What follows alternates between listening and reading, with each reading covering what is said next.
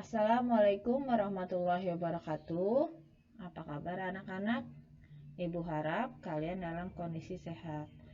Hari ini kita akan melanjutkan materi pembelajaran yang sudah kita pelajari sebelumnya.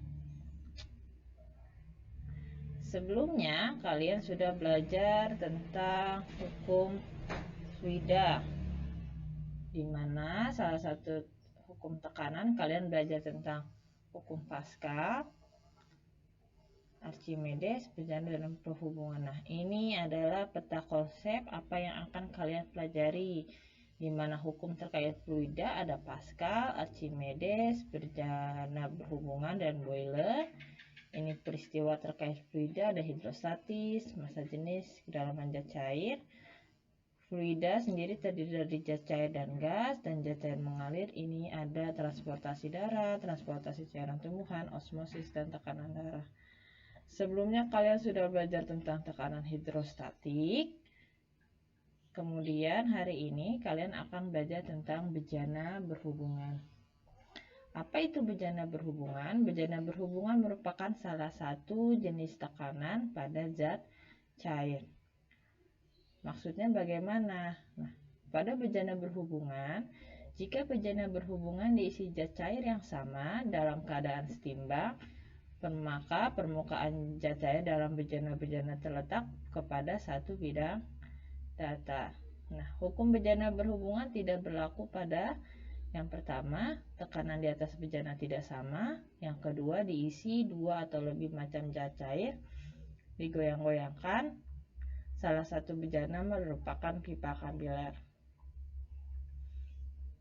Pada bejana perhubungan terdapat salah satu hukum bunyi, yaitu gaya yang bekerja pada zat cair dalam ruang tertutup, tekanannya diteruskan oleh zat cair itu sendiri ke segala arah dengan sama besar. Nah, hukum ini kita sebut dengan hukum Pascal. Pada hukum Pascal berlaku persamaan, di mana F1 per A1 sama dengan F2 per A2, di mana nilai 1 Pascal ini bernilai 1 Newton per meter persegi. Dari rumus ini keterangannya sebagai berikut. F1 merupakan gaya yang bekerja pada penghisap 1. F2 merupakan gaya yang bekerja pada penghisap 2. A1 merupakan luas penampang penghisap 1 dan A2 merupakan luas penampang penghisap 2. Alat-alat yang bekerja berdasarkan hukum Pascal, yang pertama ada dongkrak hidrolik, mesin pengangkat mobil hidrolik, kempa hidrolik, yang keempat elevator hidrolik, yang kelima ada rem hidrolik. Dari rumus sebelumnya, di mana ada rumus F1 per A1 sama dengan F2 per A2, apabila kita jabarkan rumus-rumus tersebut sebagai berikut. Untuk mencari nilai F1, maka kalian gunakan rumus F2 dikali A1 per A2. Untuk mencari nilai A1 atau luas penampang 1, kalian mencari dengan rumus F1 dikali A2 dibagi F2. Untuk mencari gaya tekan pada F2, menggunakan rumus F1 dikali A2 dibagi A1. Dan untuk mencari rumus A2 atau mencari nilai A2, kalian gunakan rumus A2 sama dengan F2 dikali A1 dibagi F1. Sekarang kita masuk ke contoh soal hukum Pascal. Ibu punya soal sebagai berikut. Contoh soal. Sepotong pipa memiliki ujung yang berbeda.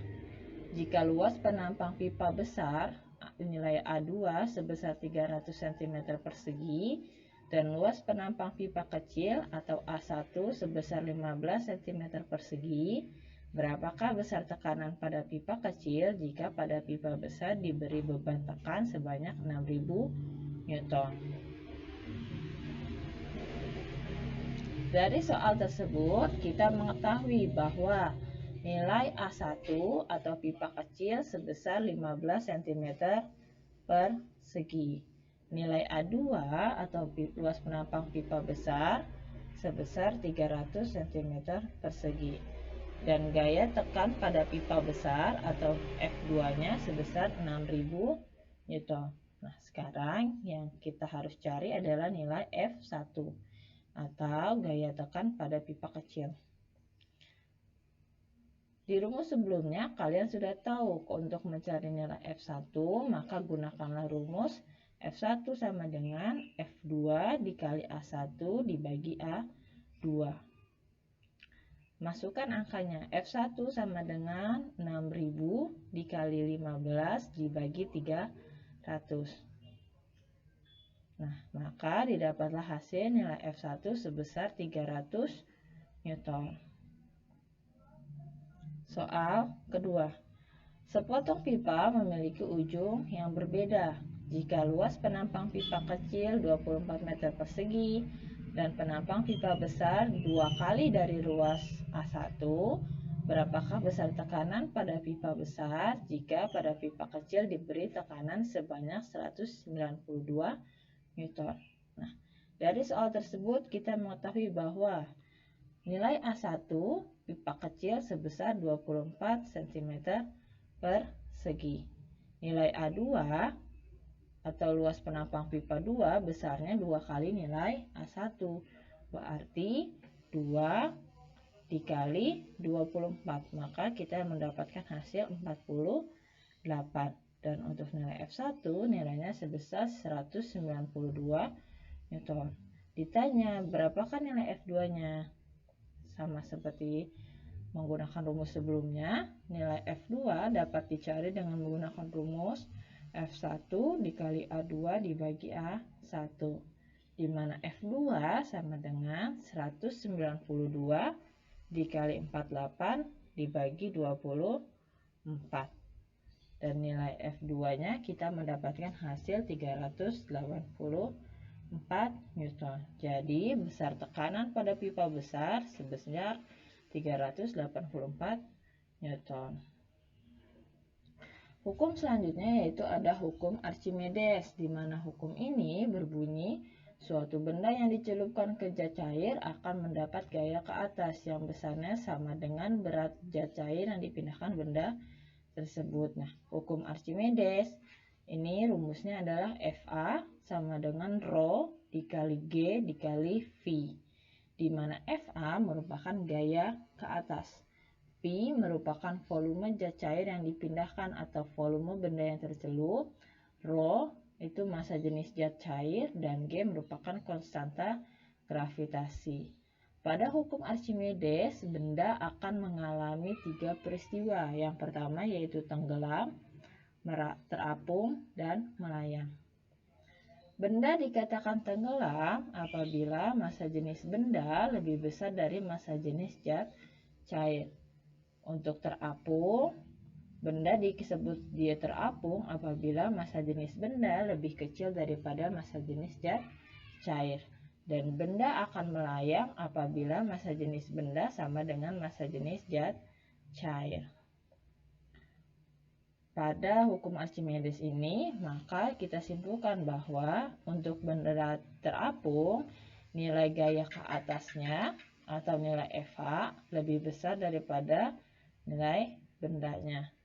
Untuk benda melayang, nilai Fa atau tekanan ke atasnya sama dengan berat bendanya, dan yang tenggelam, maka nilai gaya ke atasnya lebih kecil daripada berat bendanya. Nah, penggunaan hukum Archimedes ini dapat kita temukan pada beberapa subjek. Yang pertama, ada kapal laut, galangan kapal, hidrometer, dan jembatan ponton. Di sini Ibu punya contoh gambar kapal laut. Seperti yang kalian tahu, kapal laut ini memiliki berat hampir sekitar atau bisa sampai ratusan ton. Tetapi kenapa kapal laut yang seberat ini dia tidak tenggelam dalam air, terutama air laut ya? Karena apa? Karena di sini berlaku hukum Archimedes, di mana Ternyata meskipun massa ukuran kapalnya ini besar, tapi kalau kapal tersebut sudah masuk ke dalam air, maka massa jenis kapalnya akan lebih kecil daripada massa jenis air lautnya. Jadi, karena massa jenis kapal lebih kecil daripada massa jenis air laut, maka kapal ini akan terapung.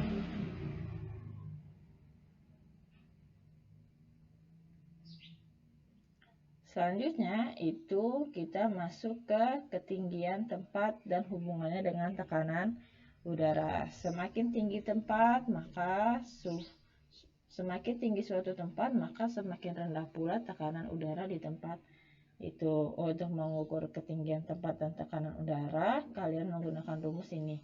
P sama dengan P0 dikurang Rho dikali G kali H. Di mana P merupakan tekanan, P0 merupakan tekanan awal, Rho merupakan massa jenis, G merupakan gravitasi, dan H merupakan ketinggian.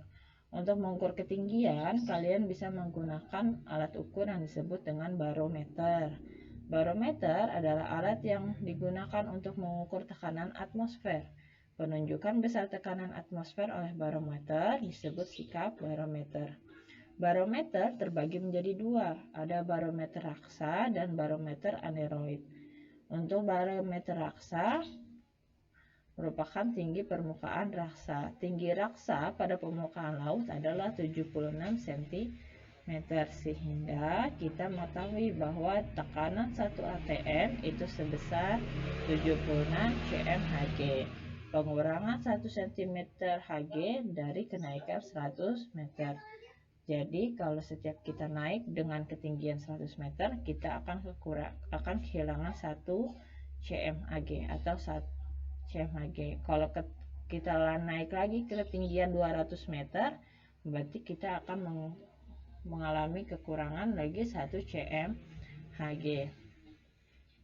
Yang kedua yaitu ada barometer aneroid, yaitu kotak hampa udara yang penampangnya berbentuk lingkaran. Jika tekanan bertambah, kotak melengkung ke dalam.